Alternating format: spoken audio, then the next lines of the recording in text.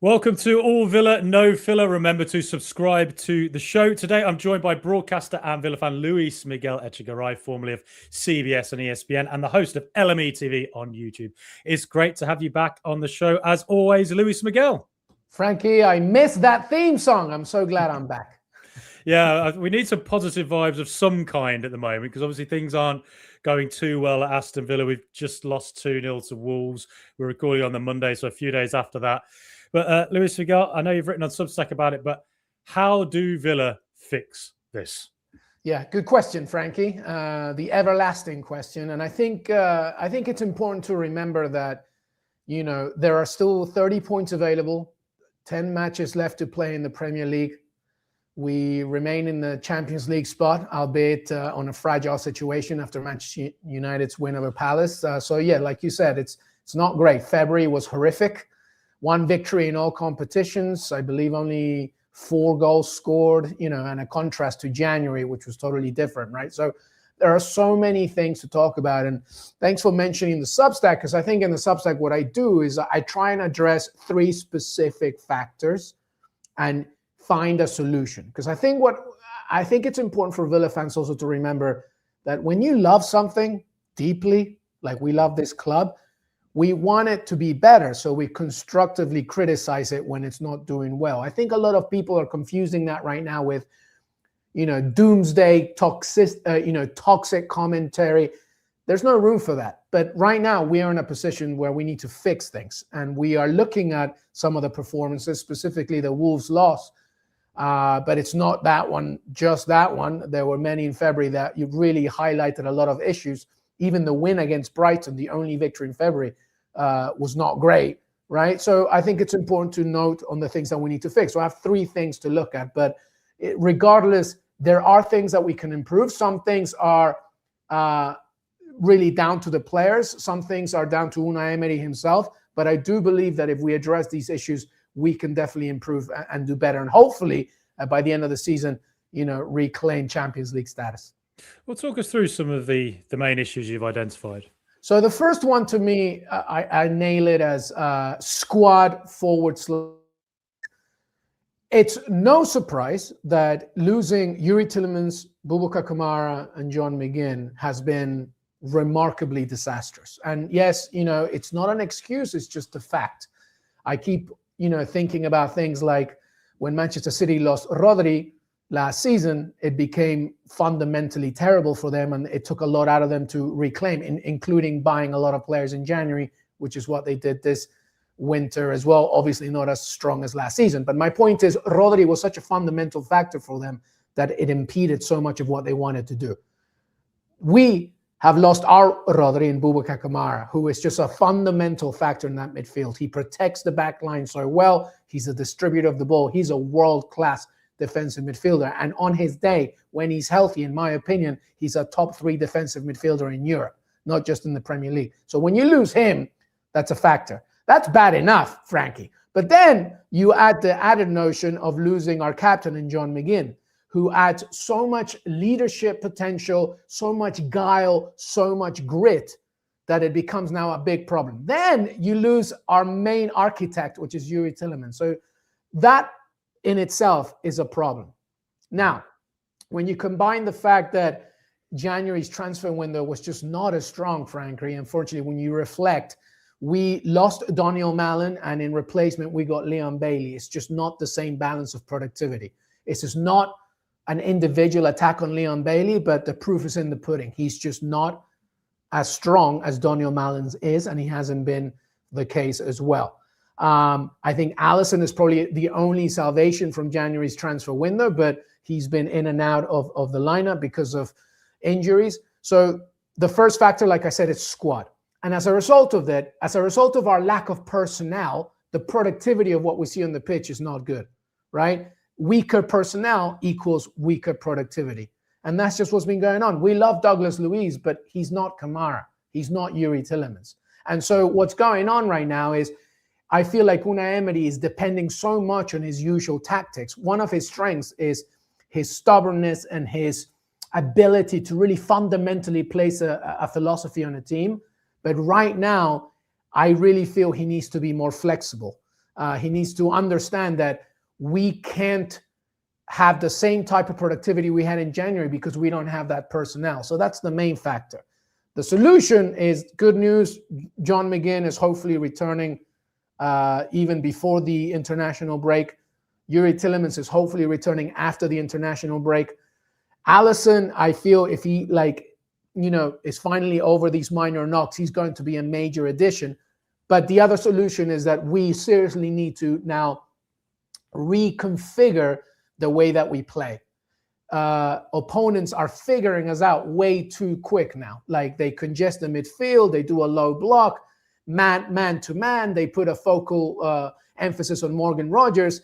Check. That's what Rob Edwards did with Wolves. That's what Brentford did. That's what Everton did. And it's very easy. It's just a carbon copy of how to figure yourself out against Aston Villa. So I think that aside from the fact that personnel is going to get stronger, Unai Emery really now needs to, I think, reestablish that formation. I mentioned that maybe a 4-2-4 could help, where we kind of Emiliano Buendia is not needed in the starting lineup. I've said it over and over again. It's not a personal attack on him. It's the fact that if you have Morgan Rogers in the same lineup, you cannot have Emiliano Buendia in the same one as well. So we need to really just maybe do a 4-2-4 where we, I think, start Tammy Abraham, Morgan Rogers on the left of him, Alisson on one side, Jadon Sancho on the other. And now you're really just using the midfield as a double pivot and you're just really focusing. So anyway, the first factor to me, Frankie, and my answer has been long and I apologize, but I think it needed to be, is the squad right now, the weaker personnel is not giving out the productivity that Unai Emery wants. Therefore, Unai Emery really needs to be now more diverse in his thinking in terms of philosophy. Yeah, there's been question marks about Unai starting lineups recently, and you mentioned it there. I guess one of the most glaring ones seems to be that Tammy's come in, scored a couple and is seemingly, he's always on the bench still, and Ollie Watkins, who's very much out of form, is starting. What do you make of his decision to persist with Ollie Watkins? Yeah, so this one probably goes in tangent with my second point, which is the second factor, which is Unai Emery himself. And look, anybody watching your show, you need to know right now, there is no bigger cheerleader of Unai Emery than me. I think, Frankie, you can attest to that. I love him.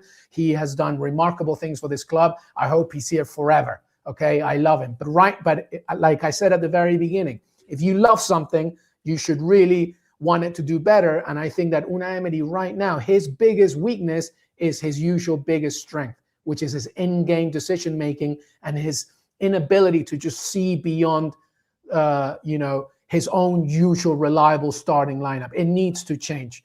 I think that, here's the thing.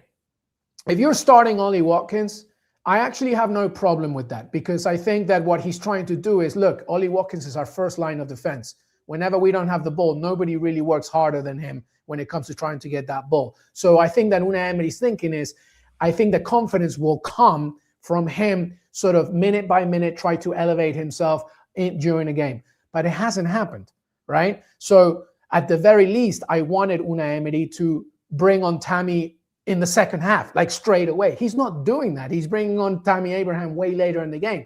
Is it a fitness thing? I don't think so. I think Tammy's 100% right now, right? Is it a momentum thing? Well, the momentum speaks for itself. Literally, the second half begins and Ollie Watkins continues to struggle. Again, this is not a personal attack on him. It's just the facts. He's just struggling. So I think that he's so stubborn in his philosophy, which has made us so great. But right now, I really feel he needs to be a little bit more open-minded, specifically up front. Ollie Watkins is one of them. I mentioned Emiliano Buendia. I think that the game against Wolves, why would you bring on Leon Bailey when you knew what he did last game, instead of Alisson perhaps even earlier on, or somebody else? And then Leon Bailey comes on against Wolves, and again, he really didn't do that much, and it's his lack of effort that's really pinpointing to me.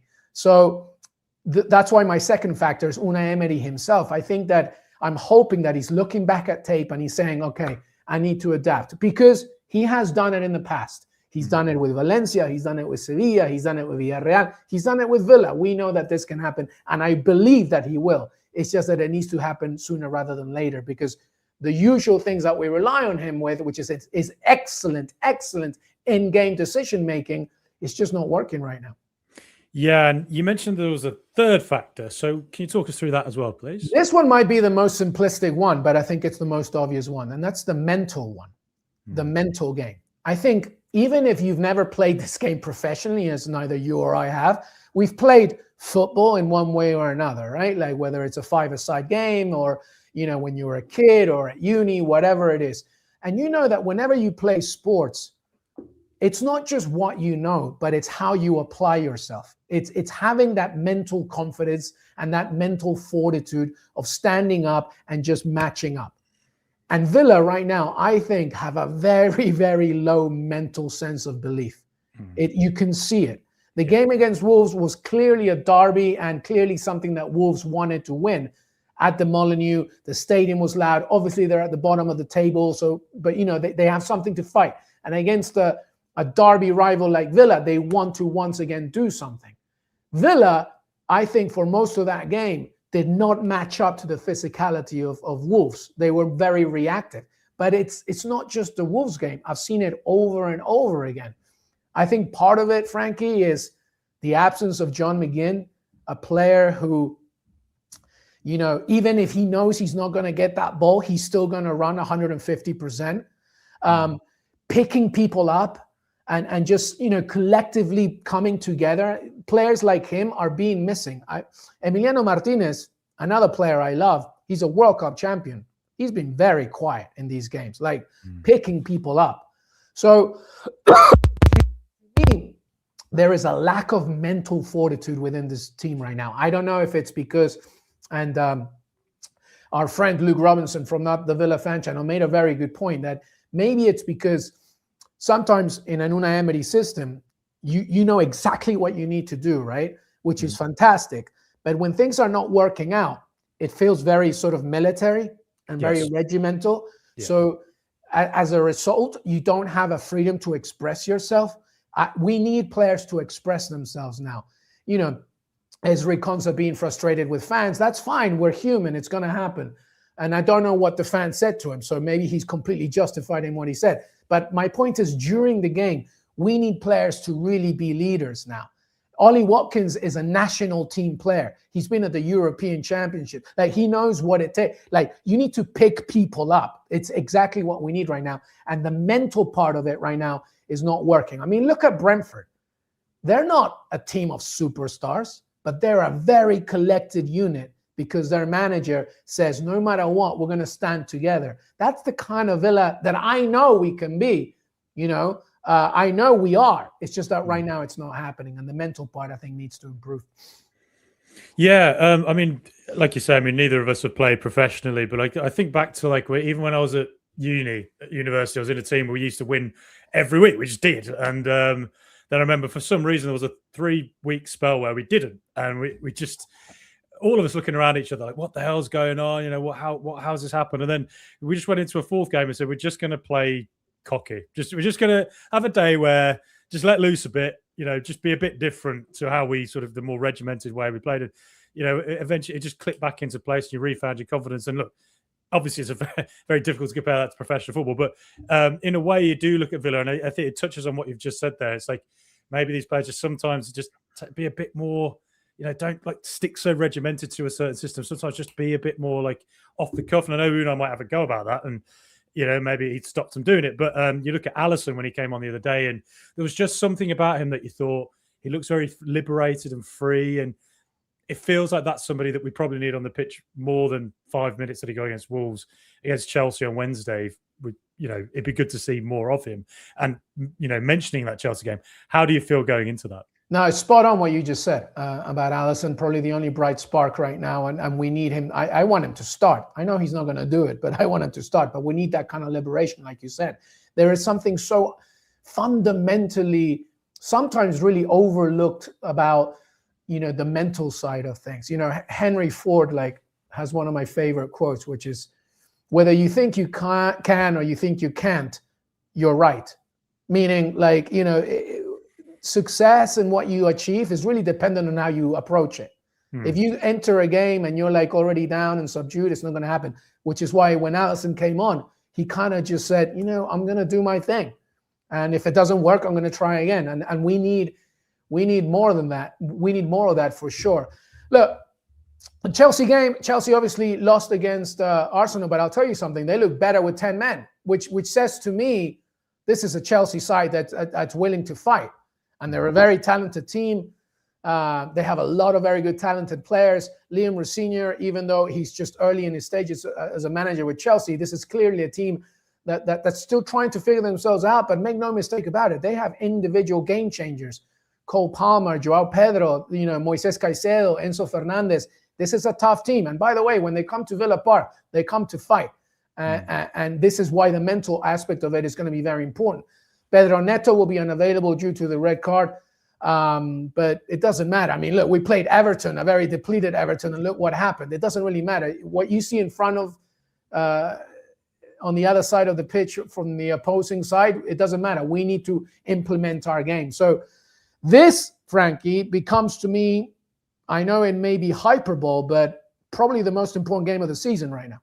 If we lose this, the next game is away at Manchester United, and things might not go. So this is a massive game, and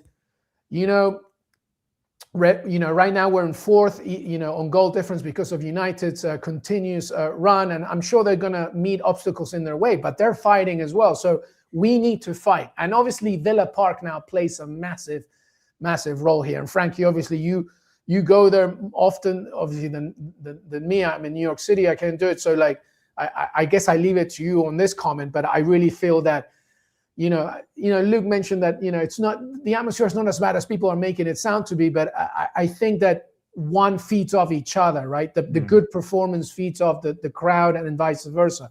We need this place to be rocking, but Villa, the starting 11, also needs to give Villa Park something to be rocking about. We can, we are so well known for starting slow. We can't start slow against Chelsea because they will punish us.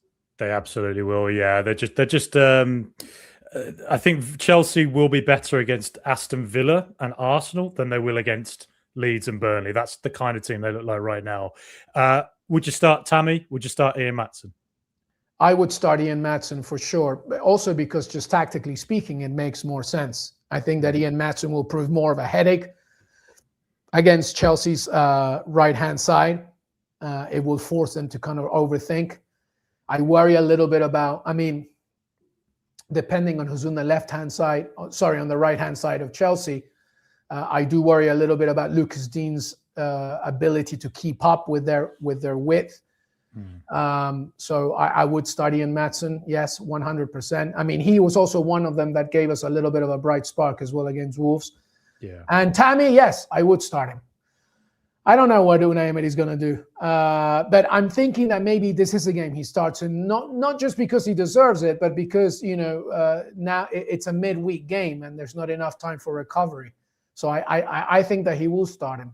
And this will be a massive game for Tammy, and not forgetting that this is Tammy's former club. He's going to want to play well against them. So I would start both of them, yes, for sure.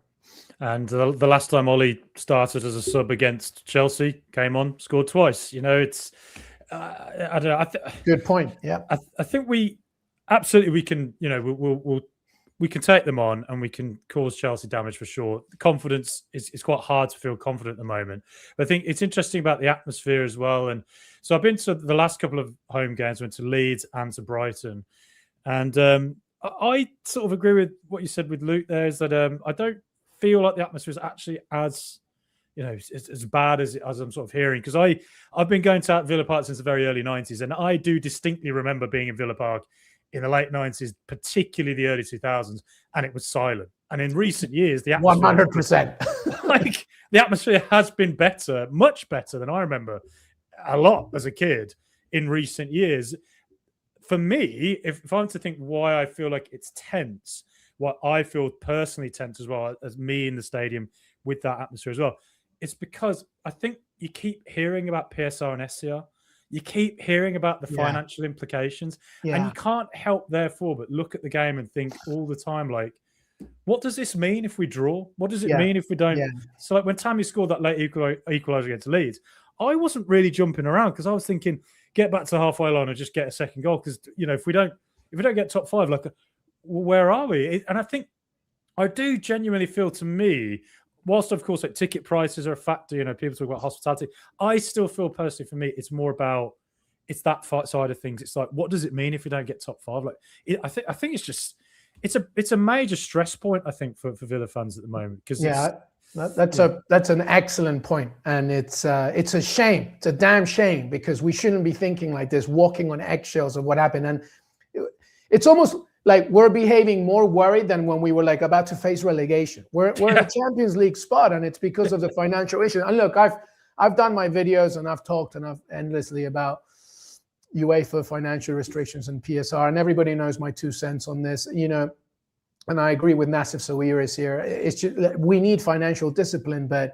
when you are not a team that's as marketable as a Manchester United or a Manchester City and Arsenal or a Tottenham, who are right now facing relegation, but they have a stadium that has a deal with NFL and Bad Bunny's coming this summer. Like, we don't, Birmingham's not in London. We don't have that. And so we're always going. So it's just very frustrating. And I think you bring an excellent point. I think everybody's just watching matches and trying to just play financial expert on the other side, trying to figure out if, what does this mean? And look, everybody, the reality is we need Champions League football. It's just the reality of the game. If we don't get it, we're going to have to wait and see what happens. But it's going to be one of those situations where we're going to have to sell players, etc. But I guess my advice is,